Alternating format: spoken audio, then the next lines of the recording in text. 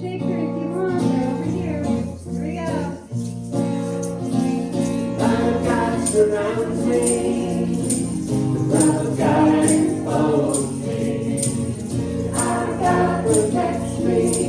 And the presence of God watches over me wherever I am. God is unity, prayer for protection. Light of God surrounds me. Love of God enfolds me. Light of God protects me. And the presence of God watches over me wherever I am. God is. What an affirmation. Light of God surrounds me. Love of God enfolds me. Light of God protects me. And the presence of God watches over me wherever I am. God is. One more time. The light of God surrounds me. The love of God enfolds me. The power of God protects me. And the presence of God watches over me wherever I am. God is. Wherever I am. God is. Wherever I am.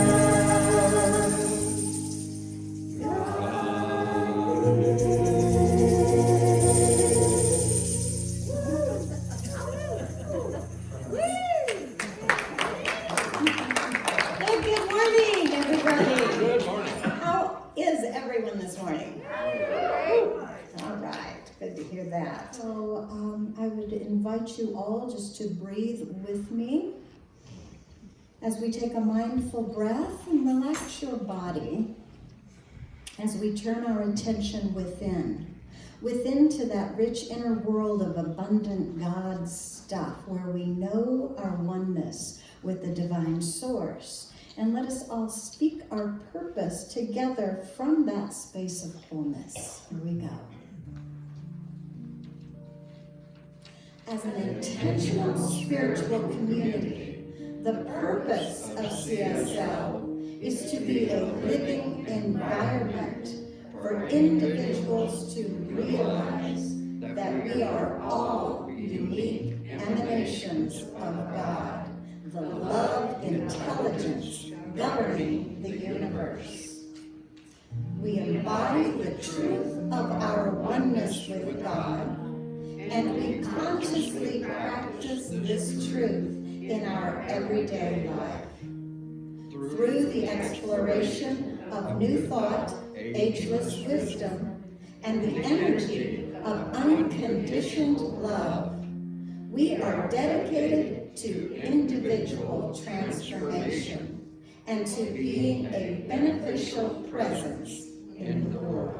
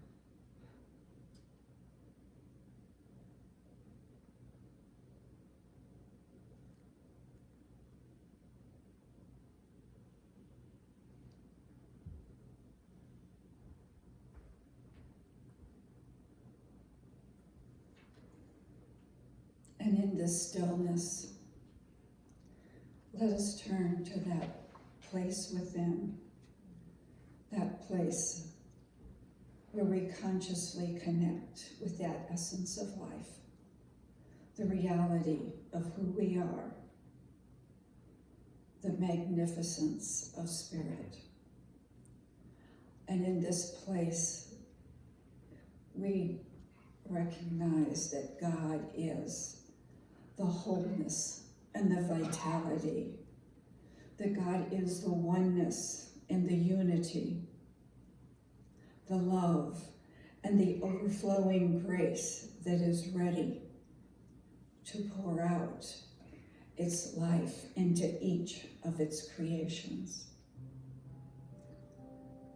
And in this creation, I know that I am a part, and that each one here today is a part of this magnificent creation, that we are one with this power and this presence that I call God or Spirit, and we live because this is our life. God is the essence of our existence and our being. We are because God is. And so I speak my word for this consciousness to be present with the wholeness of God in every aspect of our lives.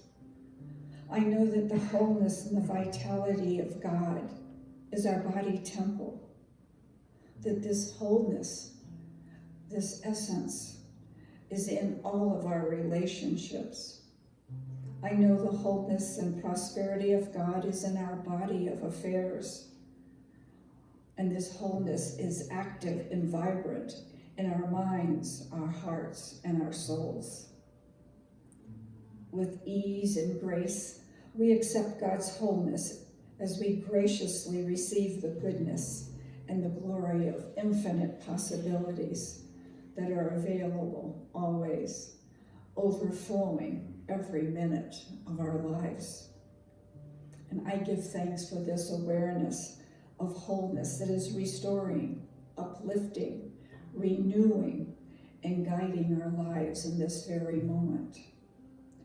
And turning to the prayer chest, I know that the requests in the prayer chest are right here and right now, the activity of God, that the Spirit is in the midst of each situation, each challenge, each discomfort, and they are bathed with that divine life.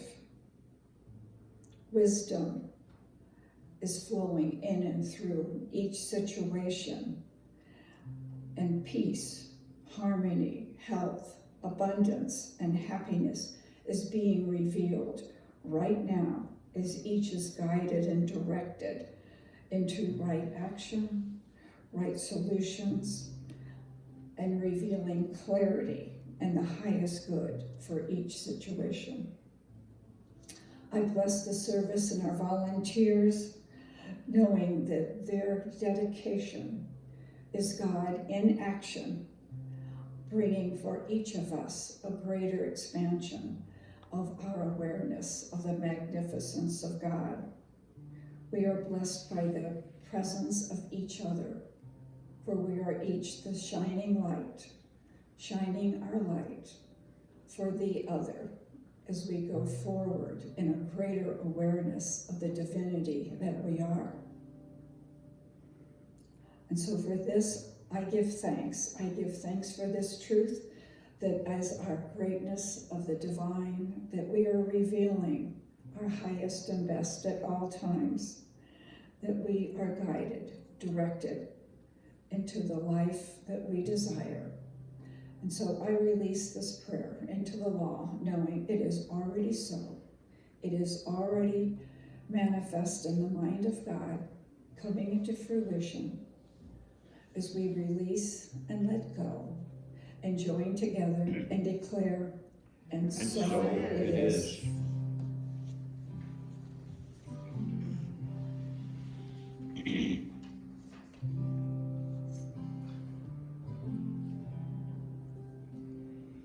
Yeah.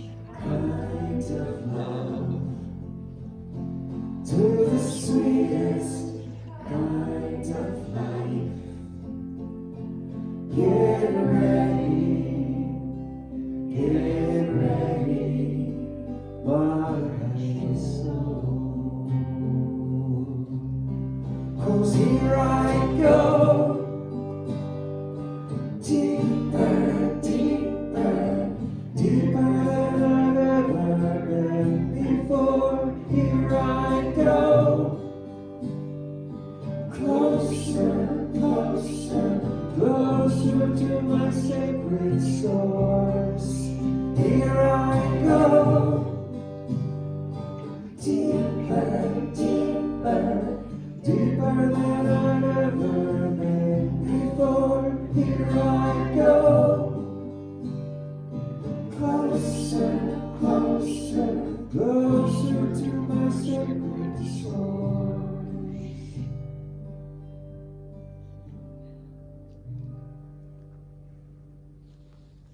Get ready, my soul.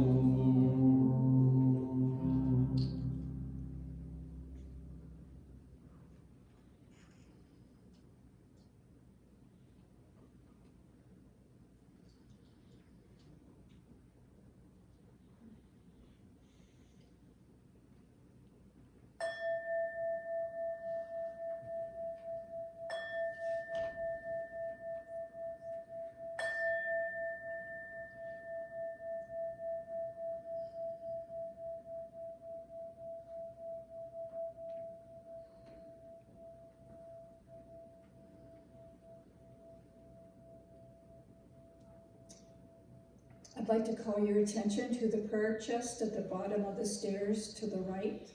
If there is a challenge, some discomfort, something weighing heavily on your heart, please leave those here with us.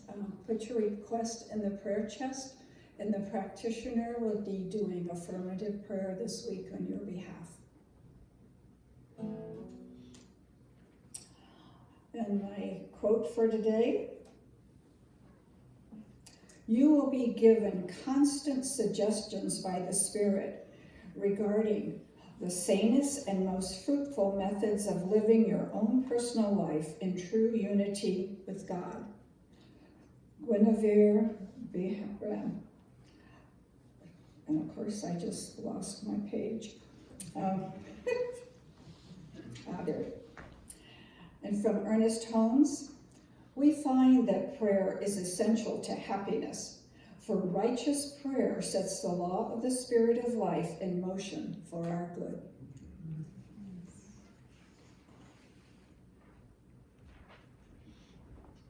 Thank you so much, Lou.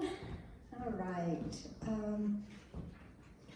Okay, maybe just a little bit of lights, and then you're gonna have to put them right back down, but that's okay.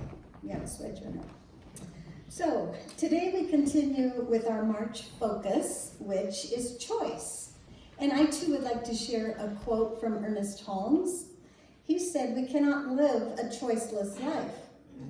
We are either choosing to stretch our minds, setting new goals, seeking to expand our boundaries, or we are choosing to be victims of the events, circumstances, and people in our lives."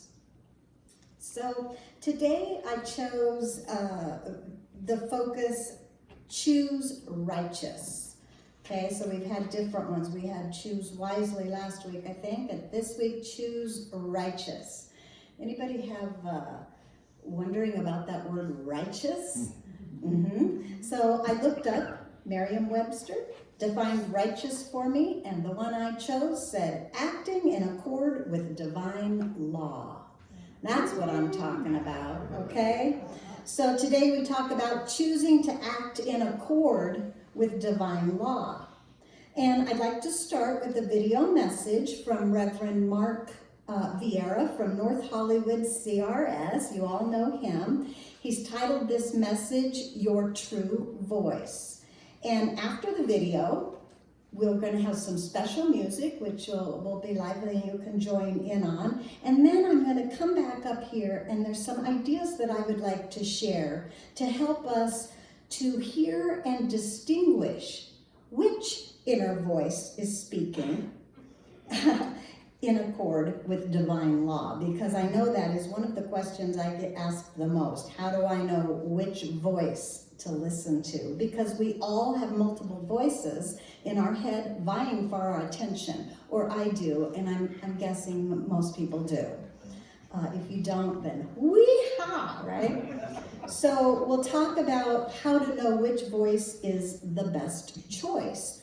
who the heck do I listen to anyway? So, but first of all, here is Dr. Mark Vieira to start us off.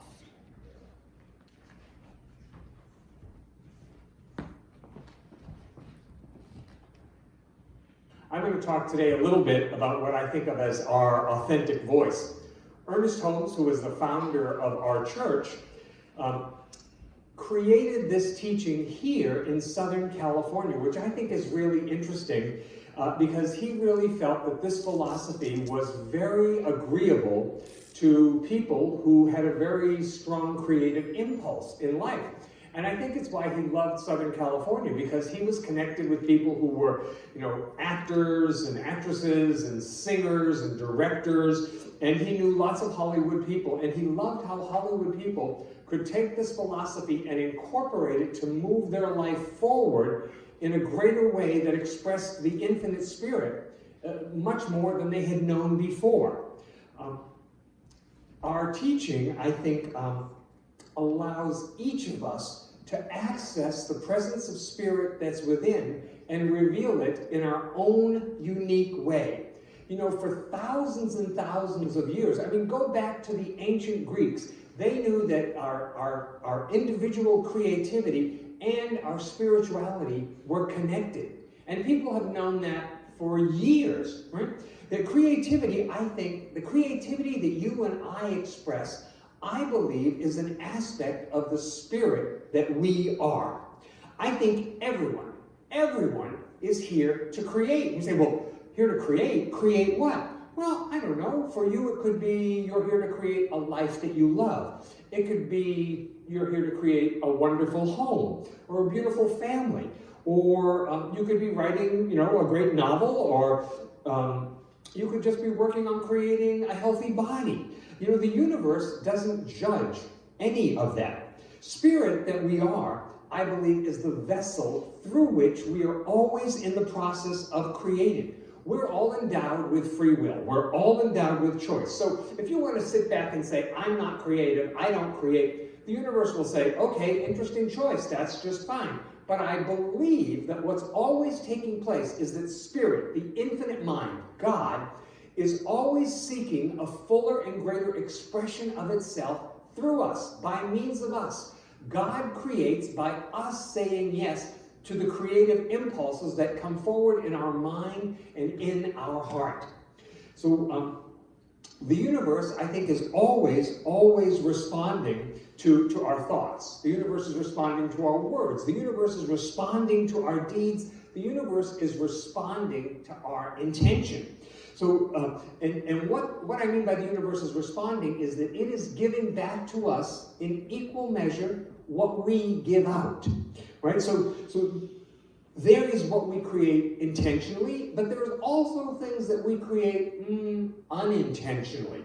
And the universe is responding to all of that. Now, everything we do has an effect. We know this. This is the teaching of the science of mind, that for every action there is an equal and opposite reaction. So in science of mind, as we wake up, as our consciousness wakes up, as we start to grow and unfold and evolve, as we become more conscious and more aware of what? That we are connected to something greater, God, that is obviously what we're connected to. The more conscious we become, the more aware we are of what it is we are choosing to create. See, and it makes sense, doesn't it? As we wake up more, as our consciousness expands, we become more aware of what we're trying to create, of where we're trying to maybe put our mark in the world or make the world a better place. As we grow, as we expand, as we move up in consciousness, the view changes. I remember when I was a kid and I was in Scouts, they would always tell us, now look, if you're lost, then you have to get to a hill. Because on a hill, you have a better chance of getting a better view. If you can't get to a hill, then the best thing to do is to climb a tree and find out where you are. Get reoriented, and then you can move forward, right? So as we go higher in consciousness, I think that we'll be awed by creation, by our creation, by other people's creation. We'll see that this is something holy. And what I mean by holy is that the infinite mind, God, was seeking to express this by means of me, by means of you, by means of this other person. So there's a saying that I like, and I believe that this is spiritual truth, and it's this, that beauty is what God's love looks like. Beauty is what God's love looks like. Isn't that beautiful? I did not make that up. So that's beauty in any form. And people will say, well, I'm just not that creative a person. Well, I don't care if what you do is you want to decorate a cake, or you're going to arrange a vase of flowers, or you're going to make some pretty greeting card, or you're going to do a collage, or you're going to write a novel. It really is, the form that comes to you is uniquely personal, I believe, to each and every one of us. I think we want to own everything that we create, right? We want to be responsible, conscious people and say, yes, that was my intention. Yes, I created that. Yes, I created that. Of course, I know how it works. If we have a mess in our life, we think, I did not create that mess. Other people created that mess. That had nothing to do with me. They just spilled over onto my side of the fence. Well, the truth is, if there's a mess that we are feeling the effects of, we had something to do with creating that. So it's just this simple, that we can create darkness or we can create light. Doesn't that make sense? I can create good in the world, or I can create not so good in the world. I can create love in the world, or I can put more fear into the world. And I think we do all of it. At some point on our journey, we do all of it. I think we've all compromised at some time. So I want to say something that is not usually what I talk about, but I was thinking about it like this, and it's that I want to talk a little bit about our fifth chakra. So the fifth chakra is here, it's your throat. It's the energy center in your throat. And it's the chakra of communication, and it's the power of choice. So think about where this is located. Your throat chakra, the center, for communication and the power of choice, is located between your head and your heart. Okay, well that can't be a coincidence, right? Between the head and the heart. When our head and our heart are not together, we're going to get stuck. We're going to experience some form of conflict. So in a spiritual life, we look at, why do I make the choices I make? Because clearly, at any given moment, the choice we make, we think is the best thing we could possibly do in that moment, right? But in a spiritual life, one of the things we have to ask is, why do I make the choices I make? What am I creating in every area of my life? Because in each area, I am involved. Do not kid yourself and think, no, not me. Yes, we're involved. Our consciousness, our thinking, our heart and mind is involved in every area of our life, whether it's our family or our work or our health or our abundance, and certainly our creative expression. Everyone has different gifts to express, so comparison is out. It's completely off the table. No comparison, right? And because if you compare, it's only going to make you feel bad. So just don't do it. A few years back, I used to teach kindergarten through fourth grade. I was doing yoga, and I really resonated with the littlest kids, kindergarten, first grade, second grade, because we all have the same sense of humor, to tell you the truth. And I would say to these little kids, I'd say, okay, who can stand on one leg? And everybody would raise their hand and say, well, who can hop up and down in a circle? Oh my God, they could do that. Who could tell me a story? Oh, they can do that. Who can make a funny face? Oh my God, everybody could do that. Who can make a scary? Everybody could. Who could draw me a picture? Oh, everybody could do that. The thing I love when you're working with kids that are so little is that they still have this incredible faith and belief in themselves.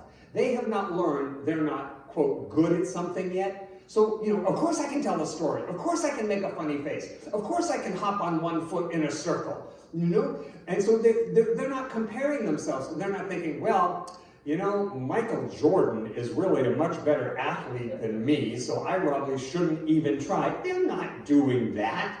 That it's like every single one of them in the class is unique and special and fantastically beautiful. It's just true. It's just true. And I think it's such a shame that somehow along our spiritual journey, we tend to lose that, right? We're all always creating, often with our voice, So when we speak to each other, when we say something out into the world, I think it's valuable to think of, gee, what is my intention in what I say?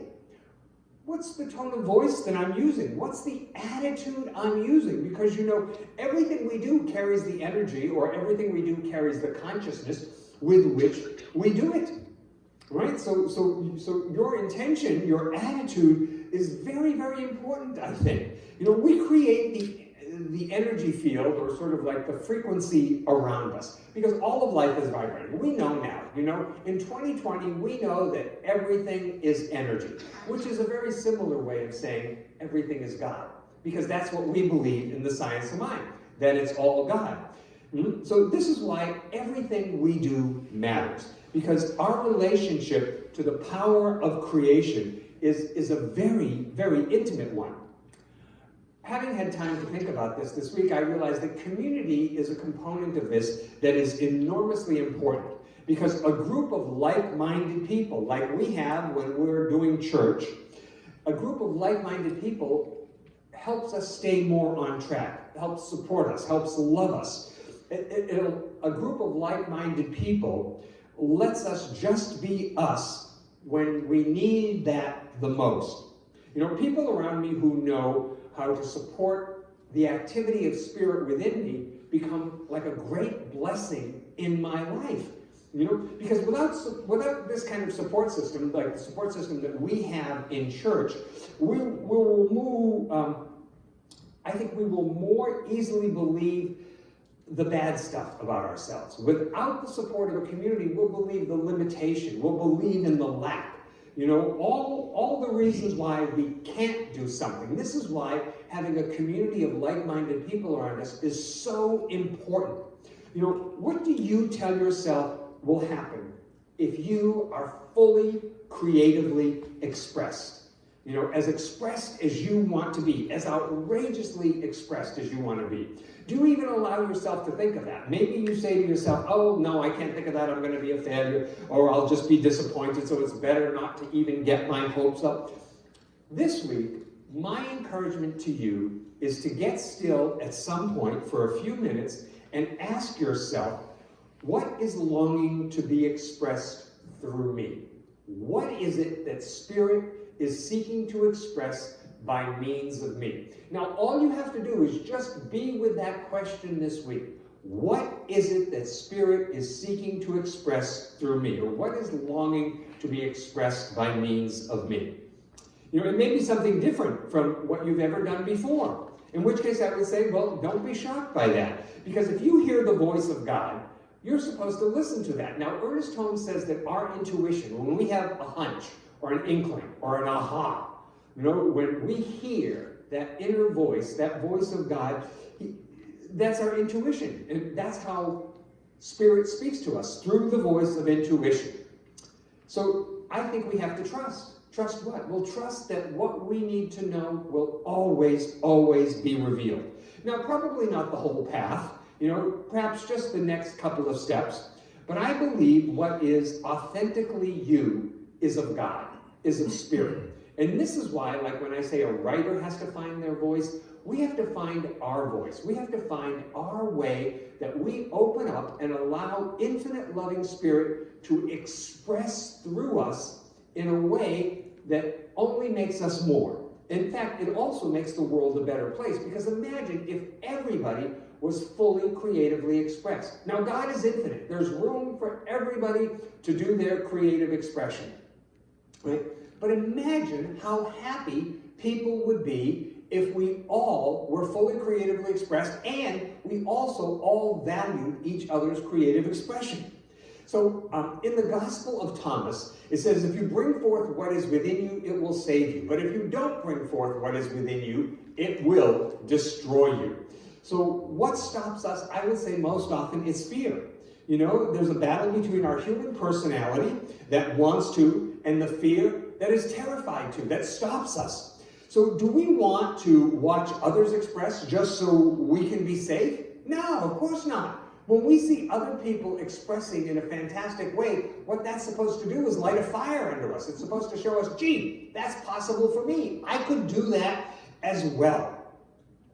We cannot let the fear win, So what do we do with it? Well, here, it's actually quite simple, I think. Feel the fear. Acknowledge it. Yes, there is fear there. Now, don't claim the fear is yours. Don't say, oh, my fear is so big. No, there's just fear. It's just an energy. And you know what? That energy will change. So it's all right. Feel the fear and do it anyway. Just do it anyway. You've acknowledged it, but you're not going to give it power, and you're going to do what you're inspired to do anyway.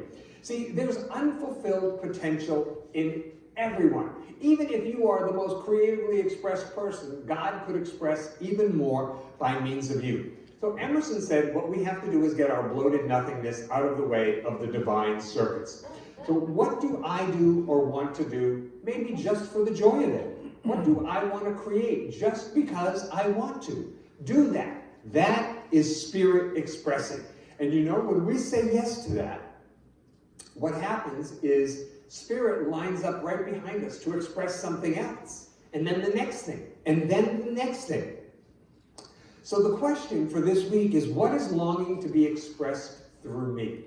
What is longing to be expressed through me? And I'm going to pick this up and work with this a little more next week, so I really want you to think about that and answer that question this week. Just be present to that.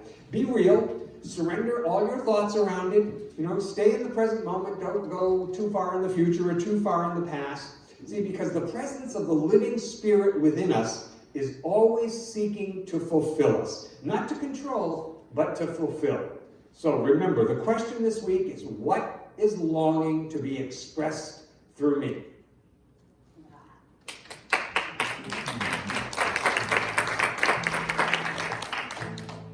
Okay, now we get to continue his passing the baton along to us in this song. If you didn't get a shaker and would like one somewhere over here, you can use them. This song is the call and response. So in other words, you can follow Tamara and Brenda, or you can follow me if you like. Here we go. Oh, let me love in a holy, holy way.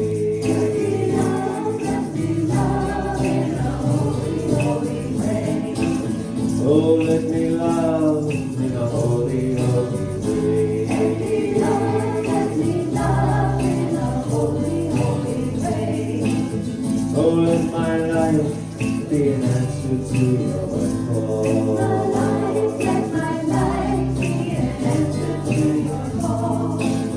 Oh, let me know that love can heal us all. Let me know that love can heal us all. Oh, let me love in a holy, holy way. Let me love in a holy, holy way. Oh, let me love in a holy, holy way. Let me love in a holy, holy way.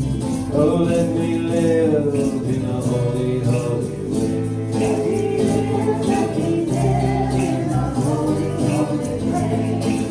Oh, let me live in a holy, holy way. Let me live in a holy, holy way. Oh, let me speak only words that are kind. Let me speak only words that are kind. Oh, let my deeds uplift all mankind. Let my deeds uplift all mankind. Oh, let me live in a holy, holy way. Let me live in a holy, holy way. Oh, let me live in a holy, holy way. Let me live in a holy, holy way. Oh, let me serve in a holy, holy way. Let me serve in a holy, holy way. Oh, let me serve in a holy, holy way. Let me serve in a holy, holy way. Oh, let me care for those around the world. Let me care for those around the world. Use my hands for comfort and Use return. my hands for comfort and rebirth. Oh, let me serve in a holy, holy way. Let me serve in a holy,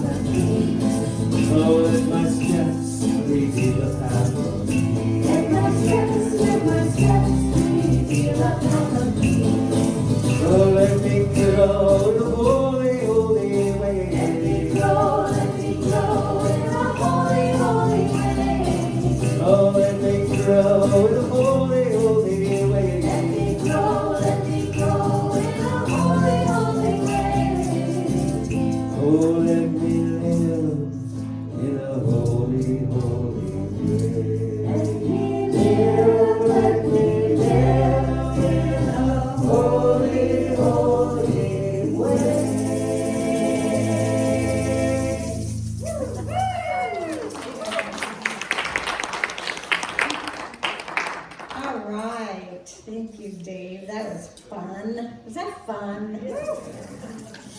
Okay, so I would like to continue a little bit with this choose righteous, and I just want to give you a couple of ideas to help this along. The first thing I'd like to share with you is from the author Cindy Wigglesworth. And she is the author of SQ21, which is the 21 Skills of Spiritual Intelligence. And she wrote an article out of that book, which I found online, called Higher Self, 6 Ways to Help You Hear It. She says, your higher self is probably speaking if you notice any of these 6 characteristics. Number 1, if you are calm and centered. She says your higher self voice is calmer than the ego. It is the anti-Chicken Little. It can calmly observe all the craziness of life and stay centered. It can even calmly watch the ego doing its drama thing and patiently smile. Okay? Number 2, probably your higher self is speaking if you are seeing with compassion. Higher self can easily imagine why other people might do weird and crazy stuff. Ego prefers judgment and self-righteous high ground. Okay? Number 3, if you have a long-term focus. She says the ego looks for short-term gratification. The higher self looks at the long term. The ego's advice might be to deliver a verbal smackdown that feels self-justified. Anybody relate to that? The higher self knows there is long-term pain for you and the other person in that choice. Okay? Number 4. The higher self is probably speaking if there are win-win outcomes. Okay? The higher self knows that sustainable good outcomes come from caring for others and taking care of self. Either or solutions are rarely good relationship tools. Everyone should see some form of win. Number 5, if you have strong boundaries. This is her. I love to say that there is nothing wimpy about being spiritual. The higher self can say no and mean it. Higher self sets boundaries calmly and clearly. And number 6, probably your higher self is speaking if there is positive emotional texture. She says the higher self can see beauty and wonder in so many places. If you are feeling peaceful, joyful, grateful, wise, and compassionate, you are probably in higher self. Watch your body, she says. Ego tends to cause fight or flight responses like shallow breathing and clenched muscles. She says your muscles and emotions will help you know which voice you are listening to. She says overall, our higher self looks to find what is right, what is good in all the people and all the parts of this set of circumstances. It looks for something to be grateful for. Perhaps you will identify it by a quality like peace or space or calm. Some people experience their higher self as a kind of intuition, or even as an actual voice inside their heads telling them what to do in critical moments. There is no right or wrong way to experience your higher self, but it is important to pay attention until you are sure you can discern it. Then you can learn to listen to it. She finishes by saying, I have found that with time, the positive feelings of letting my higher self run the show are so good, and the results are so worth it, that there is a positive feedback loop at work. The more I listen to the higher self, the better I feel. I no longer feel tempted to go back to the ego upset and drama. So that's the end of her article there. And the words of hers that I love so much are, the more I listen to my higher self, the better I feel. The more thoughts I have in accord with divine law or love, the better I feel. So I just want to share one more thing here today, because this is a super powerful teaching, what I'm going to share with you next. And it came to me through the teachings of Abraham Hicks, which I'm sure many of you are aware of. The book that I got this information from is called Ask and It Is Given. Now, there is a whole lot of information in that book, and I picked out one tiny little portion of that book to share with you, to hopefully get across to you how this works, because this was, I really liked the whole book, but this teaching here really helped me. So I want to share it with you. It's called the Emotional Guidance Scale, okay? I just want to share it so that you can begin to understand the vibrational energy of emotions. You know how he said in there, everything is energy and vibrating energy. Emotions too have a vibrational energy. And how we can use the feelings that we have, the feelings that we are experiencing, to give us information about our alignment with Source or Spirit or the Divine. We can use those as information as to where we are as far as our alignment or being in accord with divine law. Does that make sense?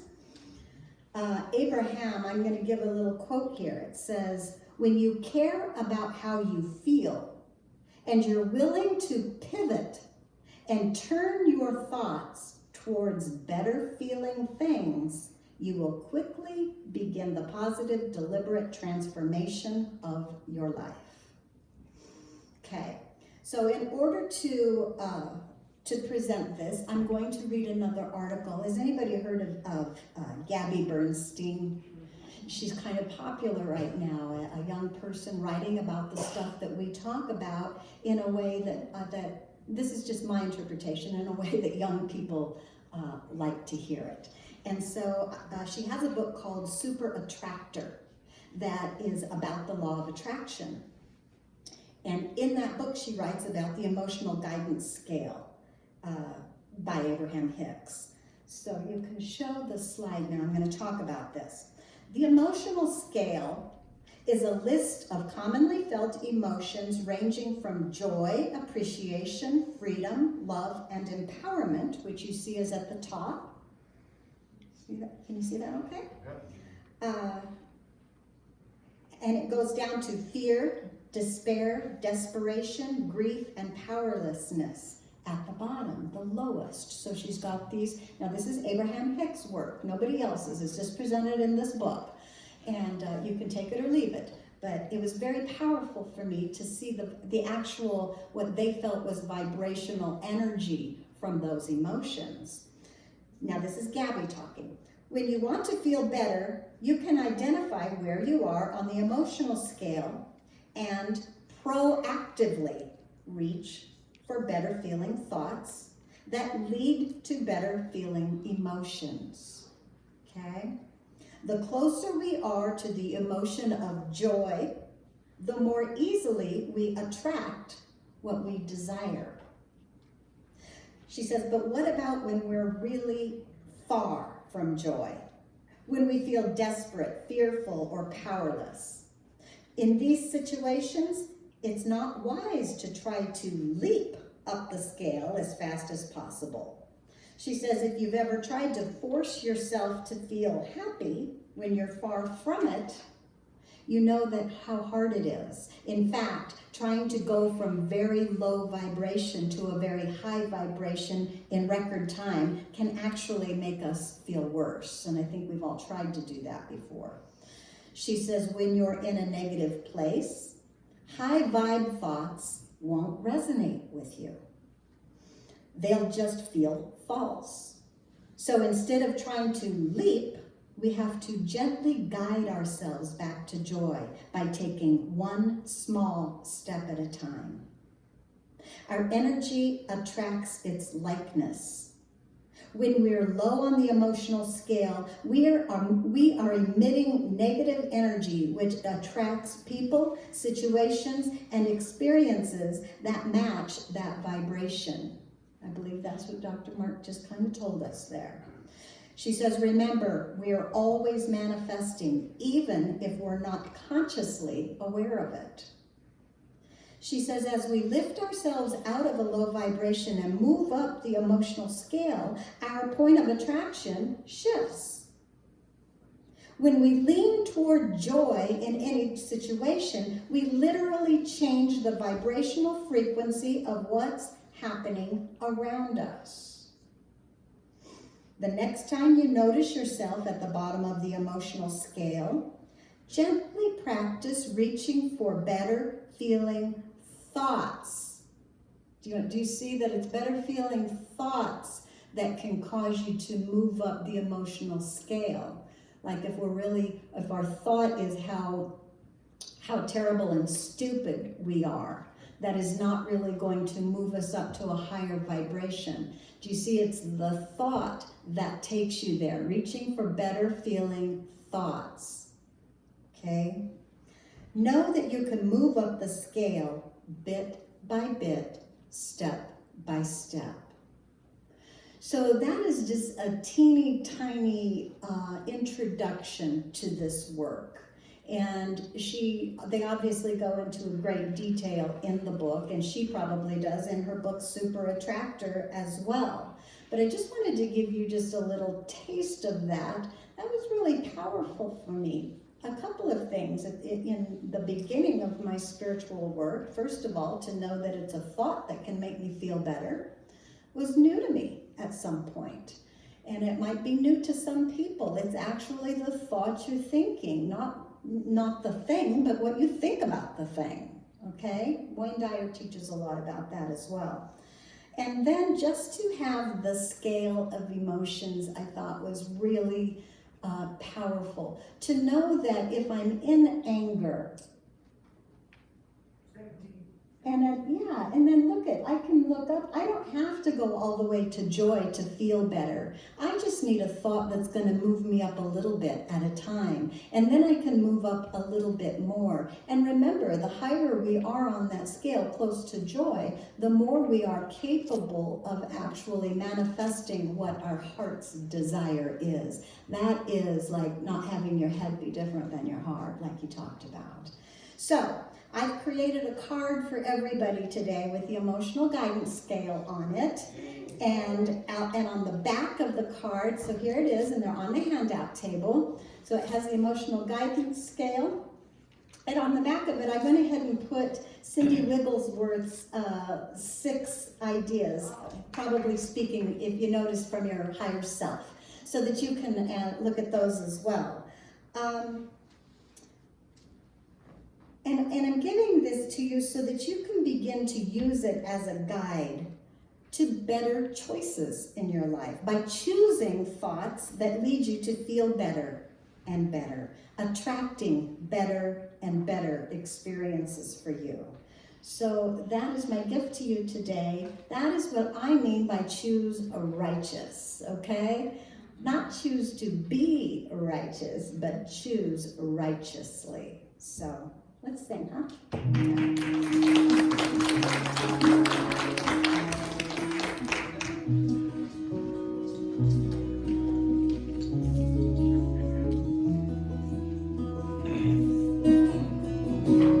God, you are every mountain. God, you are every ocean. God, you are every canyon, every inch of earth and sky. God, you are every morning. God, you are every midnight. God, you are every moment, every second of my life. Everything I see, everything I do,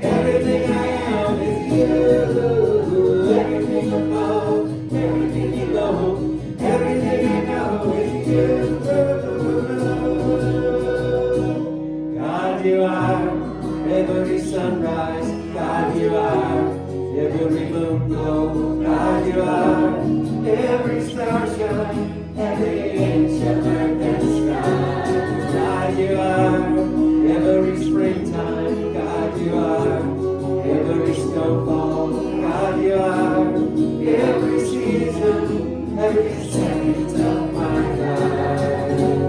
Everything I see, everything I do, everything I am is you. Everything above, everything below, everything I know is you. 'Cause you are the very breath I breathe.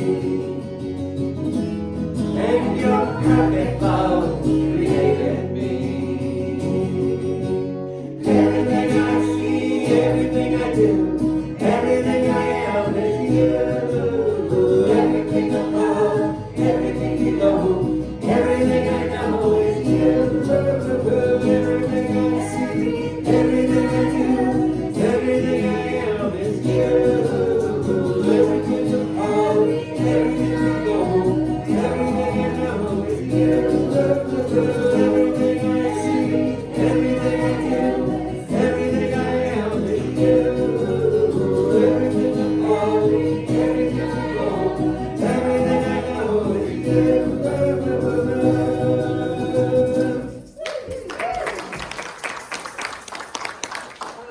As the ushers come forth, if you'll take your gift, your tithe, in your hand, this is our time for consciously participating in the law of circulation. So if you'll just know with me that this is my conscious awareness of the source of all things. And as this comes to me freely given, I freely and consciously contribute in the law of circulation. Know that it goes forth to bring more greatness, more magnificence of God in the world. And our affirmation, every dollar I give comes back to me multiplied.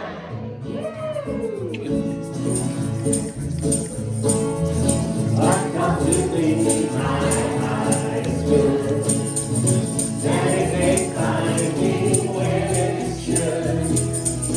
May guiding wisdom let me see my highest good when it comes to me. I come to be my highest good, that it may find me when it should. May guiding wisdom let me see my highest good when it comes. One more time. I come to be my highest good. Let it may find me where it should. May guiding wisdom let me see my highest good when it comes to me. And as we share our highest good, it goes forth, multiplying, bringing great good to our church, our community, and our world. And so it is. Okay, so we're going to claim our good together. Let's look at that. And also, there is a handout with all of the affirmations that we are doing for the month of March on the table as well. So if you didn't get one of those at the beginning of the month, there's a handout so you can take those affirmations home. Okay, so we're just going to read those from the top to bottom, all together in one voice as we claim our good together. Here we go. Today I choose thoughts that make me feel better. Today I choose love over fear. Today I choose my dreams over my doubts. Today I choose action over procrastination. Today I choose to choose consciously, and I am grateful for choice. I'm in the right place at the right time. I am just where I'm supposed to be. I'm in the right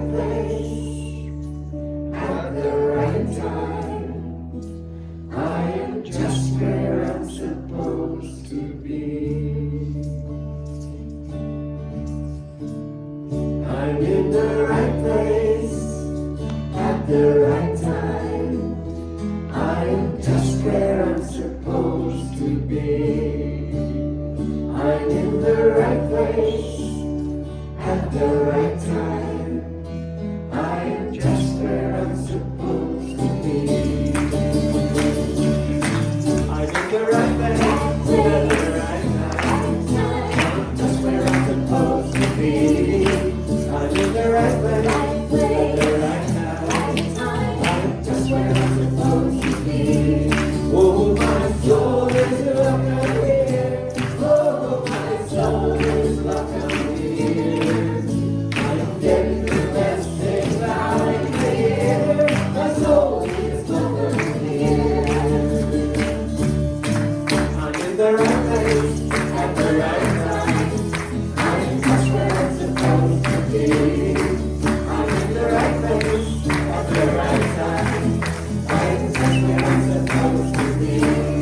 Oh, my soul is welcome here. Oh, my soul is welcome here. I'm getting the best things out of here. My soul is welcome here. Oh, my soul is welcome here. Oh, my soul is welcome here. I'm getting the best things out of here. My soul is welcome here. My soul is welcome